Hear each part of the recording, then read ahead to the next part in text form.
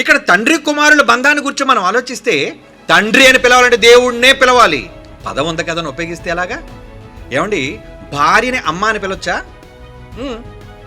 అమ్మని భార్య అనొచ్చా? చెప్పండి. అనడానికి వీల్లేదు. అంటే కన్నాది గనుక అమ్మ మాత్రమే నీకు జన్మనిచ్చింది. భార్య కన్నది మనల్ని.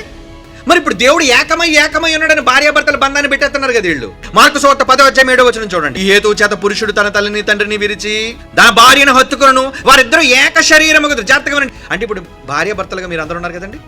మీరు ఏక శరీరంగా ఉన్నారా, ఇద్దరుగా ఉన్నారా? ఇద్దరే వ్యక్తులుగా. ఇద్దరు శరీరాన్ని బట్టి ఏకం అంటే మరి ఒక దేహం అంటే ఇద్దరు కలిసిపోయి పాకం అయిపోవాలి కదా. ఇద్దరు ఒక బాడీ అయిపోవాలి కదా. వాళ్ళు ఇద్దరుగా ఉండక ఏకమై ఉన్నారు. ఇప్పుడు తండ్రి కుమారుడు ఇద్దరు ఏకమై ఉన్నారంటే అర్థం ఏంటి? ఏక శరీరంగా ఉంటారంటే ఏంటి? ఇద్దరు వేరువేరుగా లేరండి. మీ భార్యలో మీ భర్తలు విడివిడిగా ఉన్నారు, కలిసిపోయారా? కలిసిపోయిన ఒక దేహం అంటే ఒక కుటుంబం, వన్ ఫ్యామిలీ, ఒక ఆలోచన, ఒక నిర్ణయం. ఇద్దరు ఏక శరీరం అయితే భర్తనెందుకు శిరస్సుగా పెట్టాడు భార్యకి? భర్తనెందుకు శిరస్సుగా పెట్టాడు? భార్యను ఎందుకు లోబడమని చెప్పాడు? ఇప్పుడు తండ్రితో కుమారుడు ఒక్కటైనా ఏకమైన తండ్రి శిరస్సు యేసు ప్రభు, తండ్రికి కుమారుడు. దేవుడైతే కావచ్చు, ఒప్పుకుంటాం మేము కూడా, దేవుడే, ఎస్, మా రక్షకుడు, మా అన్నయ్య. కానీ ఆయన మాకు తండ్రి కాడు. ఎవరు? ఒక తండ్రి ఉన్నాడు. ఏమంటే నేను తండ్రి ఏకమై ఉన్నాము. ఏకమై ఉన్నాం అంటే ఏంటి అక్కడ అర్థం? ఇక్కడ భార్యాభర్తలు అంటే పెళ్లి చేసుకుని మీరు అందరూ కలిసిపోయారా? ఏకం అంటే అక్కడ అర్థం ఎంత ఏకమని చెప్పినా వాళ్ళిద్దరు ఏకదేహం, ఇద్దరు కారాళ్ళు అని చెబుతూ మళ్ళీ ఏమన్నాడండి? భార్యలకి శిరస్సుగా ఎవరిని పెట్టాడు? భర్త. భర్త శిరస్సు. ఏకదేహమైన ఏకత్వం ఉన్న వాళ్ళలో హెడ్ ఉండకూడదా?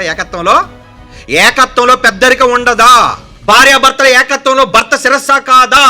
అలాగే తండ్రి కుమారులు పరిశుద్ధాత్మ ఏకమైతే ఆ ఏకంలో శిరస్సు ఎవరు?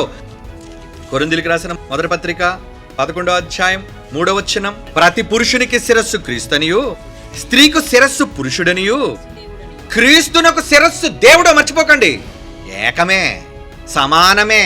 మరి జీవమన కృపావరంలో మీ భార్యలు మీతో సమానం అన్నారనే లేదా? సమానంలో కాదా? పరలోకమనే జీవమనే కృపావరంలో భార్య భర్తలు సమానమైన వారసులైతే మరలా భర్తను ఎందుకు హెడ్గా చేశాడు? తండ్రికి ఇద్దరు కుమారులు ఉన్నారు. ఒకటి కుమారుడైన యేసు ప్రభు వారు, రెండోది కుమారుడైన పరిశుద్ధాత్మ దేవుడు వారు. వీళ్ళు దేవునితో సమానంగా దేవుడు కూర్చోబెట్టుకున్న వీళ్ళిద్దరికి హెడ్ ఒకడున్నాడు. వాళ్ళ ముగ్గురులో హెడ్ ఎవరో తెలుసా? కొరింథీయులకు రాసిన మొదటి పత్రిక 3:23 చదవండి. మీరందరూ ఎవరు? క్రీస్తు వారట. క్రీస్తు ఎవరు వారట? దేవుని వాడు. క్రీస్తు కూడా దేవుని వారు. అదేంటి? మనమంతా తండ్రి కుమారుడు పరిశుద్ధాత్మ వాళ్ళం అవ్వాలి, కానీ మనమంతా క్రీస్తు వారం అయితే క్రీస్తు దేవుడు వాడేంటి? అంటే క్రీస్తుకు పైన ఎవరున్నారు? సుప్రీం. క్రీస్తుకు పైన దేవుడు ఉన్నాడు.